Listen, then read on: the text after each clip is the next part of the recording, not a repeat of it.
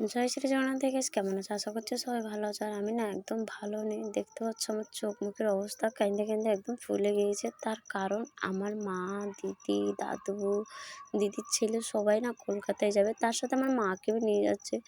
আমি দিদিকে বাই বলছি তো সবাই হাসছে। তার কারণ আমি দিদিকে বলছি, দিদি আমার মাকে একটু সাবধানে নিয়ে যাস। তার জন্য সবাই হাসছিলো। তো মা না বাদাম ভাজা খেতে খুব ভালোবাসে। তাই ভাবলাম বসে মা যেতে যেতে বাদাম ভাজা খাবে আর আমার কথা মনে করবে। তাই আমি বাদাম ভাজা কিনে নিয়েছি। আর বস ৮টা ৪০-এ আসবে। অনেক টাইম ছিল, কারণ আমরা অনেক আগেতে চলে এসেছিলাম। আর ফাইনালি বস চলে এসেছে। তো মা বলছে, মা সাবধানে যাইস কাজে, কারণ আমি ৭টা ৩০-এ যাই। মা আমার বারবার বলছে সাবধানে যাইস, ভাই দেখিয়ে রাখিস। আমার না খুব কাঁদা লাগছিলো। আর এই কষ্টগুলো না একমাত্র খালি নিজের মানুষের দিয়ে শেয়ার করা যায়, যেটা তোমরা। কারণ তোমরা আমার বলতে গেলে নিজেরই মানুষ, আর কষ্ট নাকি কাউকে বললে কম হয়ে যায়, তাই তোমাদের বলছি। আমার না খুব কষ্ট হচ্ছে। এই যে মা চলে যাচ্ছে, ভিডিওটা এই অবধি রাখি আমি।